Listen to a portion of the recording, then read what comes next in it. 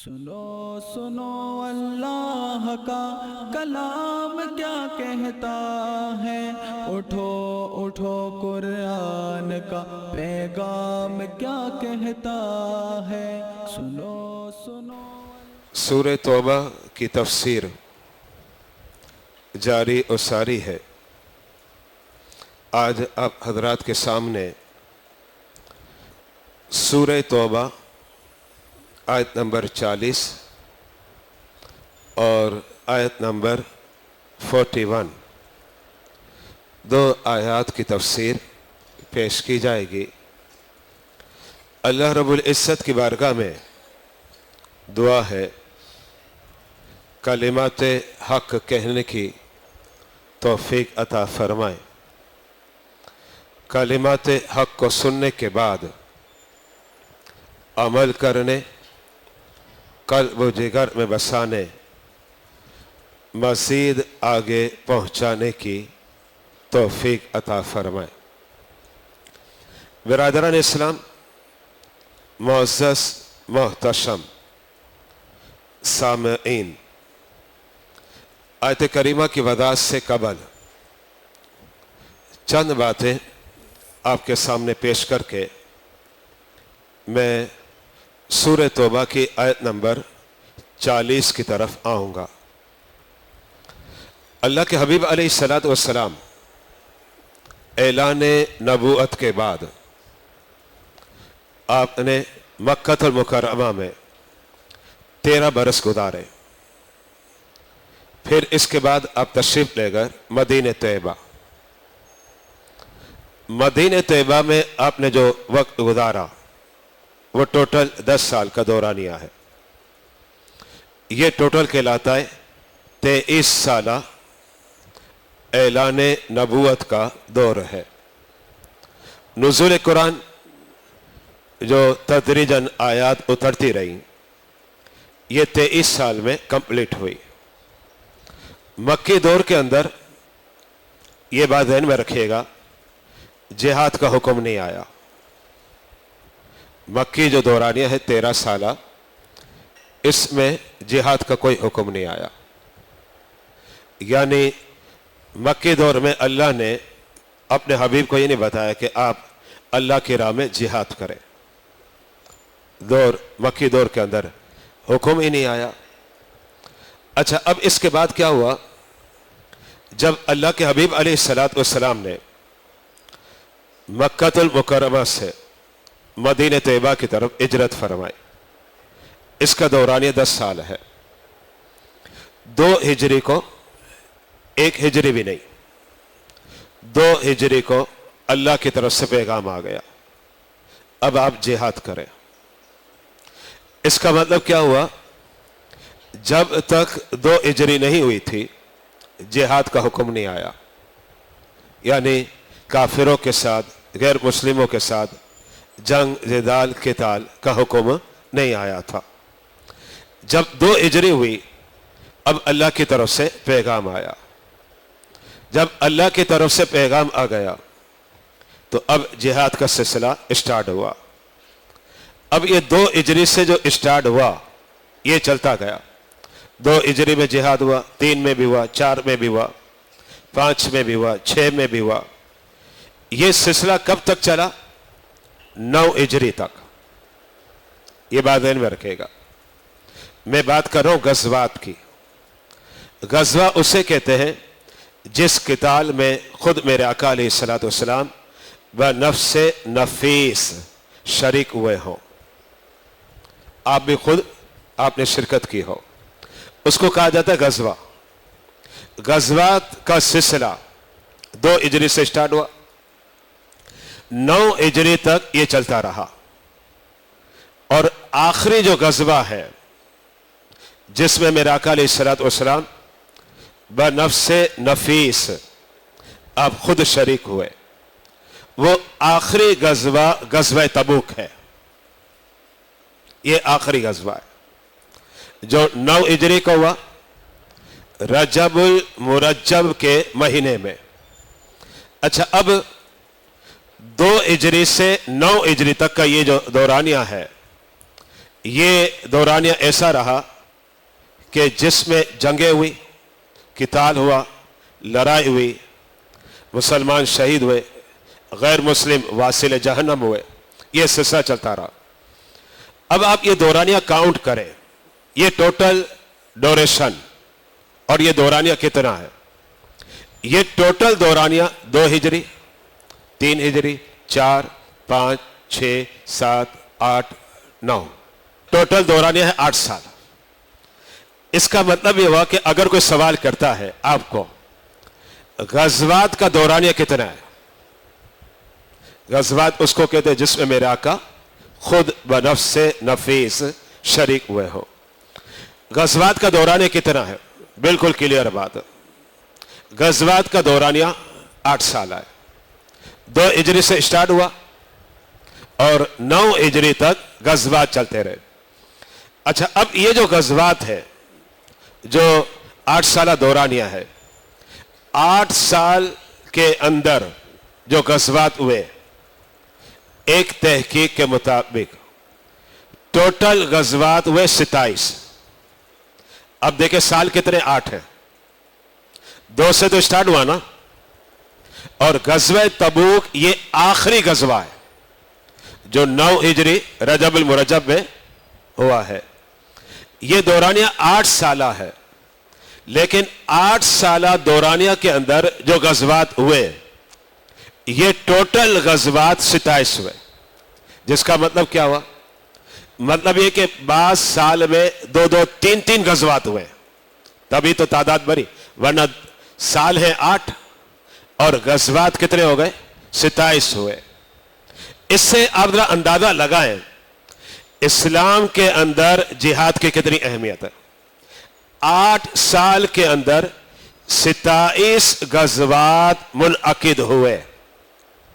اچھا، اب یہ جو 27 غزوات منعقد ہوئے، ان میں بعض غزوات کے اندر قتال ہوا، بعض غزوات کے اندر قتال نہیں ہوا، یعنی لشکر تیار ہوئے، گئے بھی، دشمن آیا ہی نہیں، یا اگر دشمن آ بھی گیا تو فوراً اس سے صلح کر لی یا معاہدہ ہو گئے، اس طریقے سے ہوا۔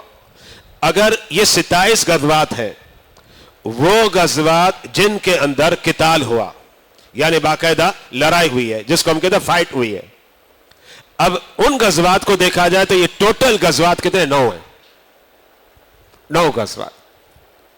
اس کا مطلب کیا ہوا؟ 8 سالہ دورانیہ غزوات کا ہے، اس میں 27 غزوات ہوئے، لیکن یہ اتفاق ہے کہ جناب 9 غزوات میں قتال ہوا، باقی غزوات کے اندر قتال ہوا ہی نہیں، لشکر گئے، تیار ہوئے، سب کچھ ہو گیا۔ یہ ابتدائی بات مجھے آپ کے سامنے پیش کرنی تھی۔ ایک اور بات ذہن میں رکھے گا، غزوہ بدر یہ کب ہوا؟ 2 ہجری میں ہوا، بڑا مشہور مارکہ ہے۔ غزوہ بدر 2 ہجری کو ہوا، غزوہ بدر میں قتال ہوا، یعنی فائٹ ہوئی، لڑائی ہوئی۔ غزوہ بدر سے پہلے 2 ہجری میں 4 غزوات ہوئے، غزوہ بدر سے پہلے، اور یہ جو 4 غزوات ہیں، ان چاروں غزوات میں قتال نہیں ہوا۔ 5واں جو غزوہ ہے غزوہ بدر، اس کے اندر قتال ہوا، اور ٹوٹل میں نے بتا دیا کہ 27 غزوات ہیں، جن میں قتال جو ہوا وہ ٹوٹل 9 غزوات ہے۔ اب آپ آ جائیں سب سے آخری غزوے کی طرف۔ سب سے آخری غزوہ کون سا تھا؟ غزوہ تبوک، یہ آخری غزوہ ہے۔ غزوہ تبوک کب ہوا؟ جناب غزوہ تبوک ہوا 9 ہجری کو، رجب المرجب میں، اور کچھ باتیں میں نے پیش کر دی تھی، میں پھر اس کو ریپیٹ کر رہا ہوں۔ رومی جو طاقت تھی، انہوں نے پروگرام بنایا کہ مسلمانوں پر حملہ کیا جائے۔ یہ خبر مدینے کے اندر تاجدار مدینہ علیہ السلام کو ملی، آپ نے لشکر تیار کر دیا۔ اب جب آپ نے لشکر تیار کیا، آپ نے ارادہ فرمایا کہ دشمن ہمیں مدینے میں آ کر حملہ کرے، اس کے بجائے ہم وہاں جا کر حملہ کریں۔ آپ نے جس مقام کا انتخاب کیا وہ تبوک ہے۔ مدینہ طیبہ سے تبوک کا فاصلہ تقریباً 700 کلومیٹر ہے۔ اب ظاہر بات ہے اس زمانے میں سفر کرنا بڑا مشکل تھا۔ اللہ کے حبیب نے صحابہ کے درمیان اعلان کر دیا، اہل مدینہ کے درمیان، کہ تیاری کرو جہاد کی, لڑائی ہوگی. لڑنا کس سے جناب؟ رومیوں سے لڑنا ہے. اب جب رومیوں سے لڑنے کی بات آئی تو پھر یہ سارے منافقین بکھر گئے. کہا رومیوں سے کیسے لڑیں گے؟ یہ تو اس زمانے کی ایک وہ پاور ہے جو سپر پاور ہے, ان سے ہم مقابلہ نہیں کر سکیں گے. اچھا, اسی طریقے سے ظاہر بات ہے وہ رجب کا مہینہ تھا, گرمی شدت کی تھی, اور پھر عرب کی زمین ہو, تو اب ایسے حالات میں منافقین نے تو انکار کر دیا کہ بھائی ہم تو نہیں آ رہے, منع کر دیا. اچھا, اب کچھ مسلمان تھے, مسلمان جو تھے ان کی تعداد بہت کم تھی, یعنی انکار کرنے والے جو زیادہ تھے وہ منافق تھے. انہوں نے انکار کر دیا, صاف کہہ دیا بھائی رومیوں سے لڑنا ہے, کیسے لڑیں گے. اچھا, پھر منافقین نے یہ بھی کہہ دیا اتنا لمبا سفر کر کے جائیں گے, 700 کلومیٹر. اس زمانے میں سفر کرنا آسان نہیں تھا, آج کل تو آسان ہے لیکن اس زمانے میں آسان نہیں تھا. پھر مہینہ بھی کون سا تھا جناب؟ گرمی کا, گرمی کی شدت. منافقین نے انکار کر دیا, کہا یہ مسلمان خودکشی کے لیے جا رہے ہیں, اپنے آپ کو مروانے جا رہے ہیں. سارے منافقین جو ہے اکٹھا ہو کر بنا کر بیٹھے, کہا ہم تو نہیں آ رہے. اچھا, اب منافقین کے بعد اب آ جائیں مسلمانوں کی بات. مسلمانوں کے اندر یہ سمجھے 99% ایگری ہو گئے. مسلمانوں نے کہا نہیں ہم تو آئیں گے. نبی نے اعلان کیا, جس میں آگے آگے صدیق ابوبکر, عمر فاروق, یہ تو آگے آگے تھے, پیش پیش تھے. تو مسلمان تو بالکل تیار ہے, لیکن یہ سمجھ لے کہ 1% بھی میں نے زیادہ بول دیا, 1% سے بھی کم ہوں گے وہ مسلمان تھے جو ضعیف الایمان تھے. یعنی اس کا مطلب ہے کہ ابھی انہوں نے اسلام قبول کیا ہوگا, تھوڑا ٹائم ہوا, اور ایمان کی وہ پختگی انہیں حاصل نہیں ہوئی تھی. اس کا مطلب ہے کہ ایمان کی جو حرارت اور بشاشت ہوتی ہے وہ ابھی ان کے دلوں میں جس طریقے سے اترنی چاہیے وہ اتری نہیں تھی. اب وہ تشویش میں مبتلا ہو گئے, شش و پنج میں مبتلا ہو گئے, ہم کیا کریں, ہم ان کے ساتھ جائیں یا نہ جائیں. اب جب یہ ذہنی باتیں پیش کی نا, اب رب نے کیا کہا, اب آپ آئے آیت کریمہ کی طرف, کیونکہ جو باتیں میں نے پیش کی اس کو آپ اپنے ذہن میں رکھیں, اب آیت کریمہ کو سمجھیں. رب نے کیا فرمایا دیکھیں, اسکرین پر ملاحظہ کریں. الا تنصروہ, یہ الفاظ قرآن کے. اس کا مطلب کیا ہوا؟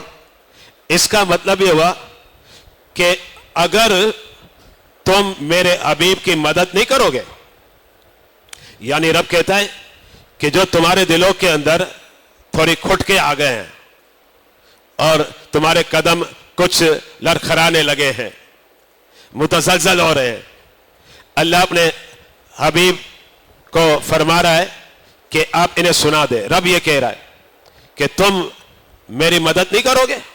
غزوہ تبوک میں نے اعلان کر دیا ہے, میں نے خبردار کر دیا. اب میں نے آپ کو بتایا نا کہ 99% تو سارے تیاری ہو گئے تھے, اب 1% یا 1% سے بھی کم ہوں گے جن کے قدم تھوڑے لڑکھڑا رہے تھے, لرز رہے تھے کہ کہیں ہم مارے نہ جائیں, ہم ہلاک نہ ہو جائے. تو رب اس کے بارے میں کہتا ہے الا تنصروہ, اگر تم میرے حبیب کی مدد نہیں کرو گے, یعنی مدد کرو. اگر تم میرے حبیب کی مدد نہیں کرو گے تو رب آگے ایک مثال پیش کرتا ہے. رب کہتا ہے اگر تم مدد نہیں کرو گے تو سن لو پھر میں کروں گا, کیونکہ میرے حبیب علیہ الصلوۃ والسلام کی مدد کے لیے ایک تو کون تھے؟ انسان مدد کر. اب انسان کون؟ صحابہ کرام, اہل بیت اعظام, یہ مدد کرتے. اور دوسری مدد اللہ جو نازل کرتا ہے وہ فرشتوں کے ذریعے اتارتا ہے. تو اب اللہ کہتا ہے کہ تم انسان ہو اور میرے حبیب کا کلمہ پڑھ لیا. منافقین نے تو نہیں ساتھ دینا, کیونکہ اس مارکے میں جو غزوہ تبوک ہوا, اس مارکے نے دودھ کا دودھ پانی کا پانی کر دیا, یعنی کلیئر کر دیا وہ یہ بارڈر ہے, یہ تھرما میٹر ہے غزوہ تبوک. اور غزوہ تبوک کے بعد یہ واضح ہو گیا کون اپنا ہے اور کون اپنا نہیں ہے, یہ کلیئر ہوا. اب رب کہتا ہے کہ کیا تم مدد نہیں کرو گے, یعنی تم مدد کرو, لیکن رب کہتا ہے اگر تم مدد نہیں کرو گے تو کیا میرے حبیب کامیاب نہیں ہوں گے؟ بات کیا ہے؟ हम मोहताज है, वो मोहताज नहीं है। ये बात ध्यान में रखिएगा। अब रब जो है ना पेश करना चाहता है अब अगली बात, क्योंकि जो बात मैंने पेश कर दी इल्ला तंसुरु, इसका मतलब यही होता है। रब ये कहता है क्या तुम मदद नहीं करोगे, और अगर तुम मदद नहीं करोगे तो फिर रब कहता है हम मदद करेंगे अपने हबीब की। मतलब क्या हुआ, हम फरिश्तों को उतार देंगे, तुम ना हो, मेरे हबीब के साथ फरिश्ते होंगे और वो इनकी तायद करेंगे, उनके साथ होंगे और मदद करेंगे। लेकिन अल्लाह रब्बुल इज्जत ने यहां एक मिसाल पेश की, और वो मिसाल किसकी है, हिजरत मदीना की। काबिल तवज्जो हिजरत मदीना, क्योंकि आगे जो अल्फाज है फकद नसरहुल्लाह, कुरान के अल्फाज, इसमें हिजरत का तस्करा आ गया।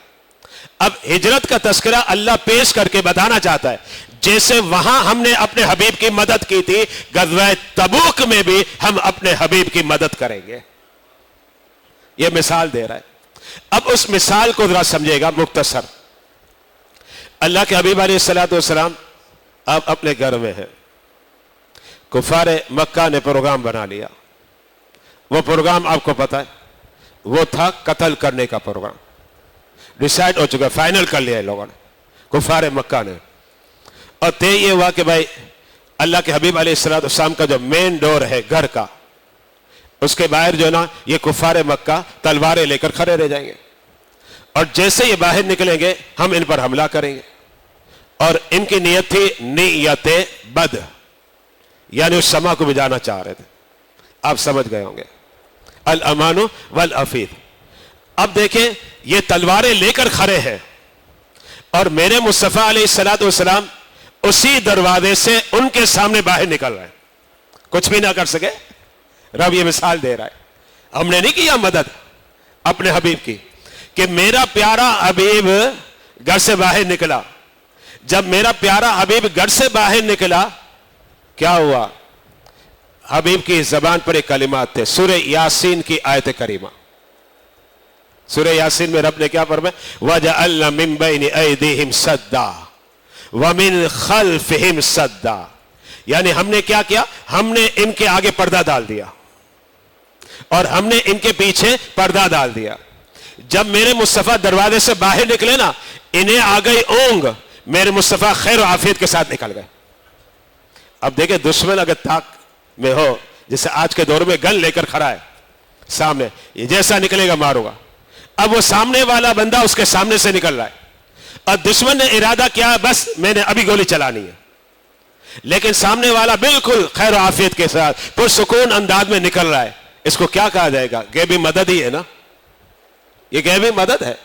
मेरे आका अलैहिस्सलातु वस्सलाम इनके सामने से निकले, तलवार लेकर बैठे, लेकिन इन्हें नजर ही नहीं आया। रब ने उन पर ऊंग को मुसल्लत किया, मेरे मुस्तफा बखैर आफियत तशरीफ ले गए। पहले कहां गए, सिद्दीक अबू बकर के पास, उनके घर पर तशरीफ ले गए। सिद्दीक अबू बकर को लिया, रात का वक्त था। अब अल्लाह के हबीब ने प्रोग्राम बनाया क्योंकि हिजरत करनी थी, तो हिजरत करने के लिए आपने जाना था उस रास्ते की तरफ जो रास्ता मदीने की तरफ जा रहा है। अब जरा तवज्जो रखिएगा, मदीने का रास्ता अलग है और ये जो गार सोर आप सुनते हैं, मक्के में जो गार है, ये गार का रास्ता अलग है। ऐसा नहीं है गार सोर मदीने के रास्ते में आ रहा है, ये अलग अलग रास्ते हैं। यानी इसका मतलब गार सोर अगर यहां है तो मदीना जाने का रास्ता यहां है, बिल्कुल अलग रास्ते होगा। अब अल्लाह के हबीब ने कहां जाना है जनाब, आपने जाना है मदीने तैयबा, यही प्रोग्राम है। लेकिन आप कहां जा रहे हैं, गारे सोर। जबकि गारे सोर ये वो पहाड़ है जो रास्ते में नहीं आता, रास्ते से हटकर है।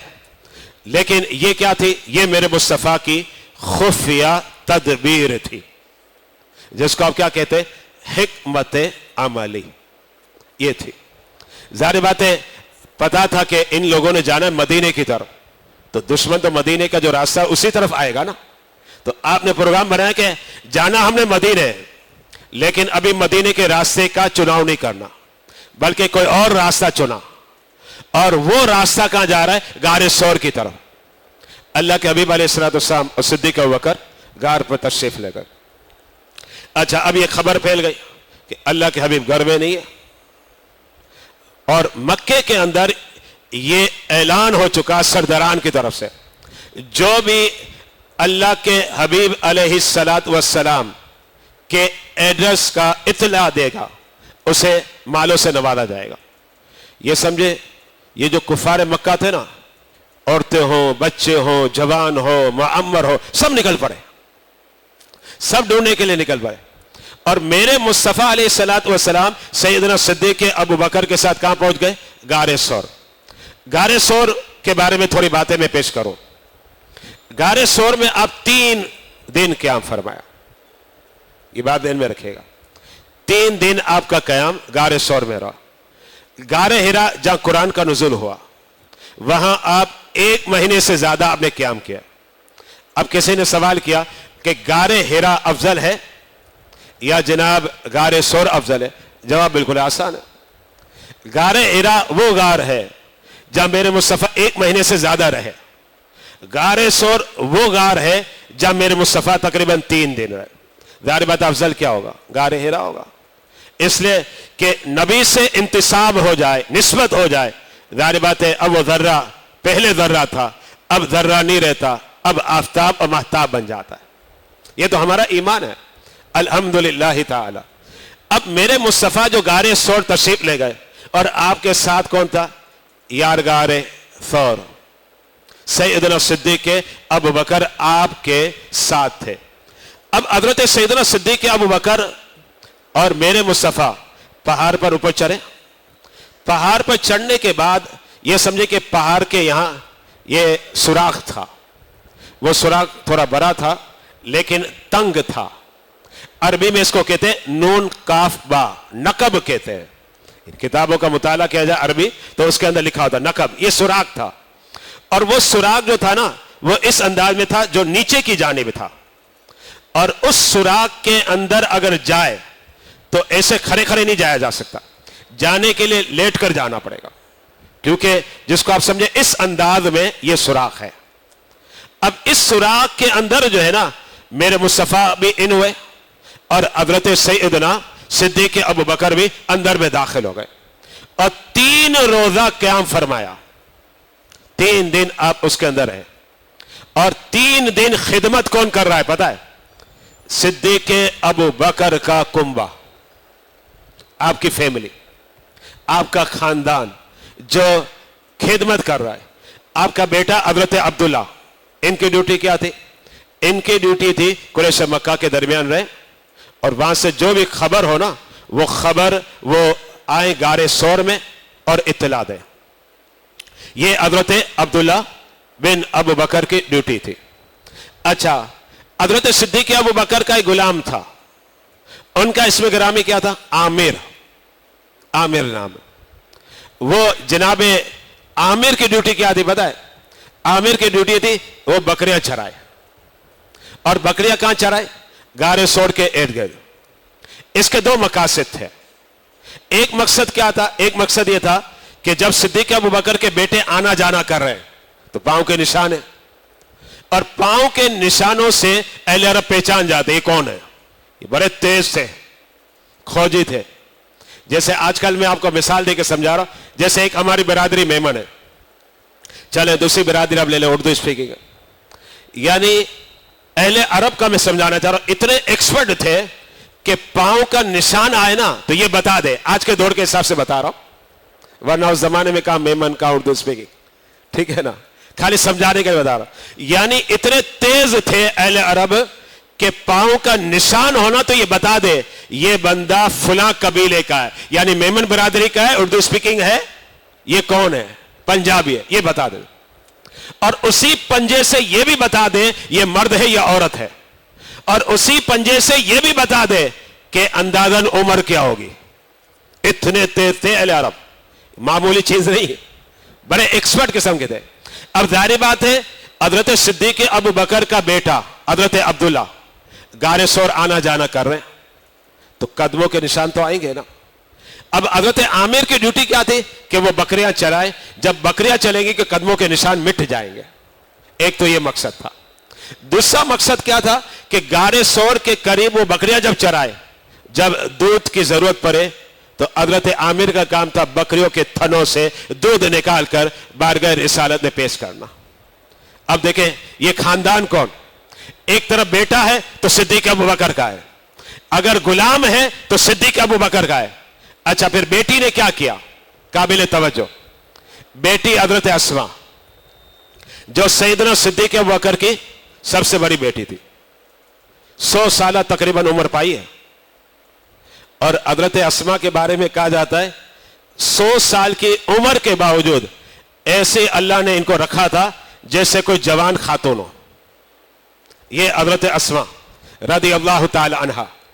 हजरत सैयदा अस्मा का काम क्या था सुनिएगा। सैयदा अस्मा का काम यह था घर में खाना पकाए और मस्जिद में पानी भरे। ये हो गए 2 थैले, एक थैले में खाना, दूसरे थैले में मस्जिदा। और हजरत अस्मा की ड्यूटी थी कि वो अंधेरे में वहां पहुंचे। तवज्जो रखिएगा, कहां से आना है, सिद्दीक अबू बकर के घर से। जनाब कहां पहुंचना है, गारे सौर आना है। जरा मैं आपको कुछ बातें बताना चाह रहा हूं। सिद्दीक अबू बकर के घर से गारे सौर जो है ना, ये तकरीबन 3 से 4 किलोमीटर है। एक खातून अकेले तन्हा रेगिस्तानी इलाका और वहां जो है ना सड़कें बनी हुई ना हो, 3 से 4 किलोमीटर का सफर तय कर रही। सिद्दीक अबू बकर की बेटी 3 से 4 किलोमीटर का सफर तय कर रही, पैदल है, सवारी नहीं है। वरना मीठा दर से खारा दर भी हम अपने घर की औरतों को कहते हैं ना, तो कहते हैं हमें छोड़ाना ना, बोलती है कहा इतना कौन चलेगा, जबकि ये खारा दर मीठा के दर के दरमियान ये 1 किलोमीटर भी नहीं है। तो तकरीबन 3 से 4 किलोमीटर का सफर तय कर रही। अच्छा, ये सफर तो कहां है पता आपको, गारे सौर के नीचे का हिस्सा है। अब गारे सौर पर चढ़ना, गारे सौर जो है ये समझे कि कोई शख्स जवान हो, बड़ा तेज हो, फुर्तीला हो, अगर वो गारे सौर पर चढ़ता है तो उसे चढ़ने में 1 घंटा लगता है। लेकिन मैं शर्तें लगा रहा हूं, जवान हो, फुर्तीला हो, लेकिन मेरे सामने बाद लोग बैठे हुए, अगर वो चढ़ेंगे तो 2-2.5 घंटे लग जाएंगे। समझ आ रही बात, मैं तो जवान की बात कर रहा हूं, जो बड़ा फुर्तीला हो, उसे भी कम से कम 1 घंटा लगता है। हजरत अस्मा अपने घर से 3-4 किलोमीटर का सफर करती, पैदल आ रही है, फिर गारे सौर पर चढ़ती और वो बारगाह रिसालत में पेश करती कि मैंने आप लोगों के लिए खाना भी तैयार किया और ये पानी है। ये हजरत अस्मा खिदमत करे। एक और बात बताना चाह रहा हूं, आपने हजरत अस्मा का एक लकब सुना होगा, लकब है ज़ातुन निताक़ैन, अरबी में है ज़ातुन निताक़ैन। ये जो लकब है ना, इसका मतलब क्या है, मैं इसकी भी वजाहत करता हूं। अरब की जो औरतें थी ना, आजकल नहीं है, मैं आजकल की औरतों की बात नहीं कर रहा, बड़े सगीर में तो है ही नहीं, हमारे यहां तो ऐसा नहीं है, अरब में भी अब शायद नहीं होगा। उस जमाने में अरब की औरतें क्या करती थी, अरब की औरतें चूंकि इनके कपड़े बड़े लूज होते थे, लूज होते बड़े, अब ऐसी तरतीब तो नहीं जैसे आजकल बड़े बेहतरीन किस्म के कपड़े होते हैं, उस जमाने में इस तरीके से कपड़े तैयार नहीं होते। तो अरब की औरतें क्या करती, जब काम करना हो और अपने आप को अलर्ट करना हो तो इनकी एक चादर होती, वो चादर को यहां से बांधती। अच्छा, इस चादर का काम क्या होता है, ये चादर का काम है कि कपड़े ज्यादा फैले नहीं या कपड़े नीचे उतरे नहीं, वो चादर बांधती और औरतें फिर घर के काम करती बड़े अलर्ट तरीके से। अच्छा, मुझे कुछ थोड़ा याद है, मैं अपने बचपन की बात बता रहा हूं कि मैंने अपने घर में भी देखा है कि हमारे घर में जब मैं बच्चा था और घर की औरतें जवान थी, अब उनमें से तो जाहिर बात है वो दुनिया से चली गई, तो मैंने खुद अपने आंखों से देखा है कि घर की औरत जब काम में अलर्ट होती है ना, तो वो दुपट्टा उतारती और यहां बांध लेती थी। शायद आप इसमें से कोई गवाह हो, मैंने तो बहरहाल आंखों से देखा, मैं इसका चशमदीद गवाह हूं। यानी ये जो तरीका जो मैं आपको बता रहा हूं, ये उससे मिलता जुलता है, थोड़ा मिलता जुलता। तो अरब के लोग जो है ना, वो चादर जो है ना यहां बांध, यानी उसकी औरतें अरब की वो बांधती थी। हजरत अस्मा जब था ना, ये 2 थैले थे, ایک پانی کا تھیلا، ایک کھانے کا تھیلا. اب یہ جو دو تھیلے تھے حضرت اسما نے کیا کیا، وہ جو کپڑا تھا نا جو کمر پر باندھا تھا، جس کو اب ہم کہتے کمر بند، عربی میں کہتے نطاق، یہ جو کپڑا تھا آپ نے وہ کپڑا کھولا، کھولنے کے بعد اس کے دو ٹکڑے کیے. دو ٹکڑے کرنے کے بعد آپ نے کیا کیا، ایک ٹکڑے سے آپ نے کھانے کے تھیلے کو باندھا اور ایک ٹکڑے سے پانی کے مشکیدے کو باندھا اور پھر دونوں کو کمر پر باندھ کر گئی ہیں. اچھا یہ منظر نبی نے دیکھا حضرت اسما کا، آپ بہت خوش ہوئے. میرے مصطفیٰ مسکرانے لگے. میرے مصطفیٰ نے فرمایا اے دو کمر بند والی، عربی میں اس کو کہتے ہیں ذات النطاقین. یہ الفاظ جو میرے مصطفیٰ کی زبان سے نکلے نا حضرت اسما کو بھی پسند آئے. اور پھر اس کے بعد عرب کے اندر رواج ہو گیا کہ وہ عورت جو بڑی محنتی ہو، بڑی خدمت گزار ہو، لوگ جس سے بہت خوش ہوں، اس عورت کو یہ کہنے لگ گئے یار یہ تو نطاقین والی ہے. یہ اہل عرب کہنے لگے. یہ حضرت اسما. اچھا اب آپ ذرا غور کریں خدمت گزاری کون کر رہا ہے، حضرت صدیق ابو بکر کا کنبہ. لیکن یہ کفار مکہ جو ہے نا ڈھونڈتے ڈھونڈتے چونکہ مدینے کے راستے گئے نہیں ملے، نبی کا لگتا ہے کوئی خفیہ تدبیر ہے، راستہ چینج کر کے جا رہے ہوں گے. یہ پہنچ گئے کہاں، غار ثور پہنچ گئے. جب غار ثور پہنچے تو اللہ کے حبیب کے پیارے دوست صدیق ابو بکر بارگاہ رسالت میں عرض کرنے لگے یا رسول اللہ دشمن ہمارے قریب آ گیا. فاصلہ کتنا ہوگا پتہ ہے، شاید 1-2 فٹ یا 2-4 فٹ، اتنے قریب. یعنی یہ سمجھ لے کہ شاید اتنا ہی فاصلہ ہوگا، دشمن اتنا قریب آ گیا. لیکن دشمن کو پتا نہیں کہ غار کے اندر یہ عظیم شخصیات جلوہ افروز ہیں. یہ دشمن کو نہیں پتا. صدیق ابوبکر عرض کرنے لگے یا رسول اللہ ابھی یہ ہمیں پکڑ لیں گے لیکن اللہ نے مدد فرمائی. اب دیکھیں پہلے بھی مدد فرمائی اور یہاں بھی اللہ نے مدد فرمائی. اب اللہ نے یہاں مدد کیسے فرمائی کہ اللہ نے مکری کو حکم دیا، مکری نے وہ جو سوراخ تھا نا اس سوراخ میں جالا بنا دیا.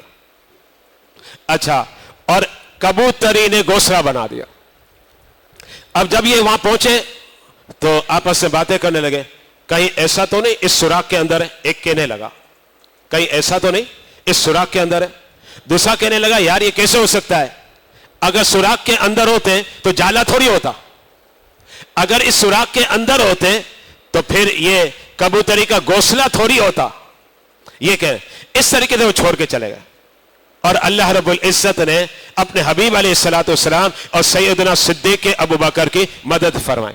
ایک اور بات بتانا چاہ رہا ہوں، وہ بات یہ اب سعودیہ جائیں، صفائی ستھرائی کا خیال ہم سے زیادہ وہاں ہے. یہ بات ذہن میں رکھے گا.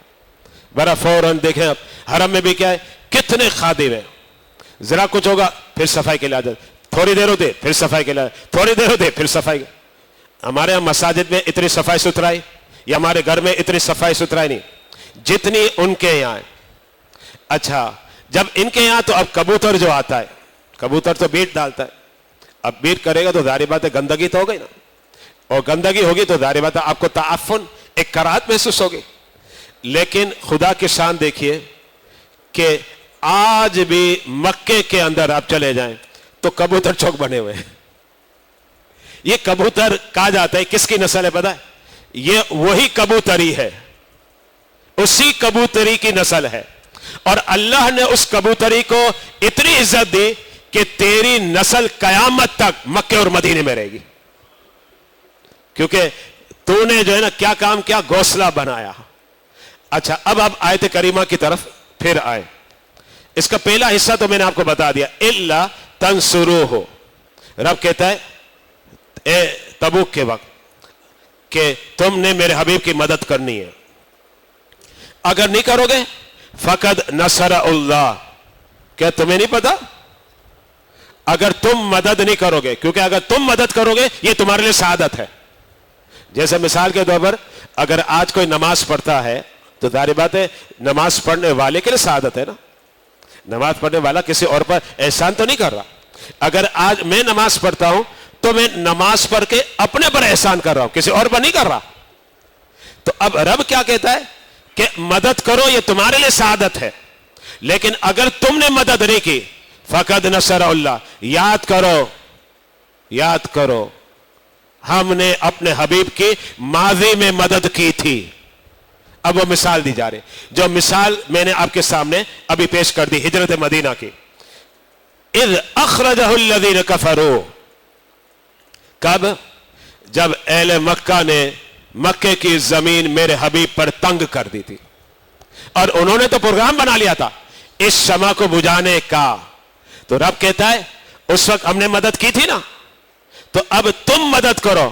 اگر تم مدد نہیں کرتے تو ہم نے پہلے مدد کی تھی, اور جیسے ہم نے پہلے مدد کی ہے آگے بھی ہم ہی کریں گے, یہ رب کہتا ہے.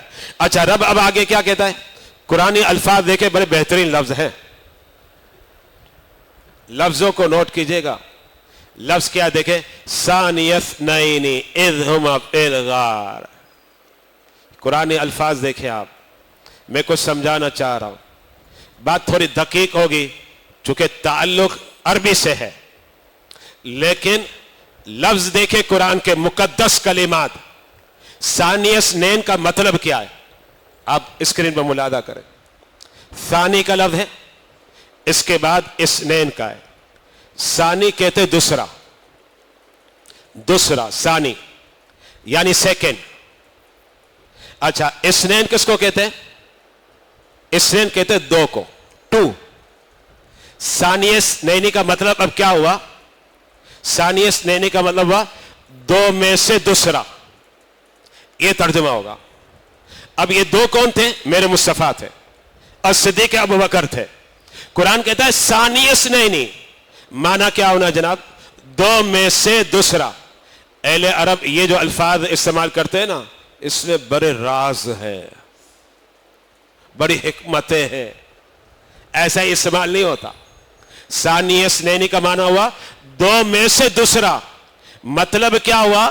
جب یہ انداز اختیار کیا جائے تو بتلانے والا یہ بتلا رہا ہے دو میں کوئی دشمنی نہیں, کوئی لڑائی نہیں, بلکہ آپس میں اتنی محبت ہے کہ ہیں دو لیکن ایک جیسے ہیں. اب دو کون تھے؟ میرے مصطفیٰ علیہ السلام, اور دوسرے کون ہیں؟ صدیق ابوبکر. یہ میں عربی گرامر سمجھا رہا ہوں, عربی کی بات کر رہا ہوں. ثانی اثنین یعنی اس کا مطلب کیا پتا آپ کو؟ مثال کے طور پر آپ دو دوست یہاں بیٹھے ہو, ایک کا نام زید, ایک کا نام عمر. چلے آسان نام لے لیتا ہوں, ایک کا نام ابو بکر ہو, ایک کا نام عمر, دو دوست ہیں. اب میں آپ کے بارے میں کہنے لگوں ثانی اثنین, یہ دوست ابو بکر اور عمر دو میں سے دوسرا ہے. مطلب کیا ہے؟ مطلب ہے کہ میں یہ بتانا چاہ رہا ہوں یہ دوست عام دوست نہیں, ان میں بہت ہی قربت ہے, بڑا گہرا تعلق ہے. اب یہاں ان دو کے بارے میں کون بتا رہا ہے؟ میرا رب بتا رہا ہے. رب بتا رہا, یعنی رب یہ بتلانا چاہ رہا ہے, میرے الفاظوں کو بھی نوٹ کرو. ثانی اثنین, یہ کہہ کر میں یہ بتانا چاہتا ہوں میرے مصطفیٰ اور ابو بکر یہ فقط دوست نہیں ہیں بلکہ بہت ہی گہرے دوست ہیں, بہت زیادہ قربت ہے. اور پھر اس کے بعد کیا ہوا؟ اذ ہما فی الغار اذ یقول لصاحبہ. اب وہ جو دو میں سے دوسرا تھا نا, تو ان میں سے ایک نے دوسرے کو کہا, ان دو میں سے ایک نے کہا اذ یقول لصاحبہ, یہاں لفظ صاحب ہے. صاحب کا معنی صحابی, صاحب کا معنی صحابی, اور یہاں صاحب کس کو کہا گیا؟ صدیق ابوبکر کو کہا گیا. اس کا مطلب ہے کہ قرآن خود اس بات کی تعلیم دے رہا ہے کہ صدیق ابوبکر میرے مصطفیٰ کے صحابی ہیں. اب اللہ نے وعدے کر دیا کہ ابوبکر میرے مصطفیٰ کے صحابی ہے. اب اگر کوئی آج نہ مانے تو پھر ہم اسے نہ مانیں, سیدھی بات ہے. یہ تو قرآن نے کلیئر کر دیا. میں بالکل واضح لفظوں میں کہنا چاہ رہا ہوں اور بڑے پر اعتماد لفظوں میں کہنا چاہ رہا ہوں, جتنے بھی صحابہ ہیں ان کے لیے صاحب کا لفظ کہ وہ صحابی ہے کسی کے لیے استعمال نہیں ہوا, صرف اور صرف جو ہے صدیق ابوبکر کے لیے استعمال ہوا. یہ بات ذہن میں رکھیں. نہ حضرت عمر کے لیے استعمال ہوا, ना हजरत उस्मान के लिए इस्तेमाल हुआ, ना हजरत अली के लिए इस्तेमाल हुआ, ना हजरत अबू हुरैरा के लिए इस्तेमाल हुआ। 1 लाख से जायद सहाबा किराम है, लेकिन किसी सहाबी को मुतय्यन करके कुरान कह रहा हो कि ये मेरे मुस्तफा का सहाबी है, अब अव्वल ता आखिर कुरान का मुताला कर ले, आपको नहीं मिलेगा। ये फजीलत, ये शान, ये हजरत सैयदना सिद्दीक अबू बकर की है। और फिर सहाबियत का इंकार करना, किसका इंकार होगा? कुरान का इंकार है, ये तो कुरान का इंकार है। अच्छा, फिर इसके बाद क्या हुआ? चूंकि सैयदना सिद्दीक अबू बकर ने अर्ज की बारगाह में, दुश्मन बहुत करीब आ गए, कहीं पता ना चल जाए, मेरे मुस्तफा ने फरमाया ला तहज़न इन्नल्लाह मअना, अबू बकर आप घबराए नहीं, हमारे साथ अल्लाह है। अब देखें, मेरे मुस्तफा ने नहीं फरमाया मेरे साथ अल्लाह है, हमारे साथ, दोनों के लिए कहा। अब मुझे बताएं, मुस्तफा के साथ अल्लाह है, अबू बकर के साथ भी अल्लाह है। तो जब अबू बकर के साथ अल्लाह है तो फिर इनकी शान में कोई गुस्ताखी करे तो जाहिर बात है हमें तो कबूल नहीं है, इससे कि हम तो अहलुल कुरान, कुरान के मानने वाले। अल्हम्दुलिल्लाह। फिर इसके बाद क्या हुआ? फ़अंज़लल्लाहु सकीनतहु अलैहि, अल्लाह ने इनके दिल पर अपनी बारगाह से सुकून को उतार दिया। व अय्यदहु बिजुनूदिन लम तरौहा, और रब कहता है कि हम अपने हबीब की मदद करेंगे ऐसे लश्करों के जरिए, लम तरौहा, जिन्हें तुम्हारी आंखें नहीं देख सकेंगी, फरिश्तों के जरिए। और फिर इसके बाद रब क्या कहता है?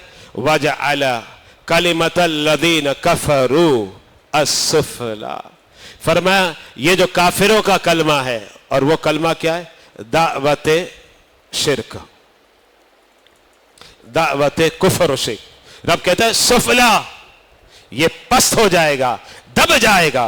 वह कलिमतुल्लाह हियल उलिया, लेकिन अल्लाह का कलमा बुलंद हो जाएगा। और अल्लाह का कलमा क्या है? तौहीद और रिसालत की दावत। और इसके बाद रब क्या कहते हैं? वल्लाहु अजीजुन हकीम, और अल्लाह इज्जत वाला और हिकमत। सुनो अल्लाह का कलाम क्या कहता है, उठो उठो कुरान का पैगाम क्या कहता है। सुनो सुनो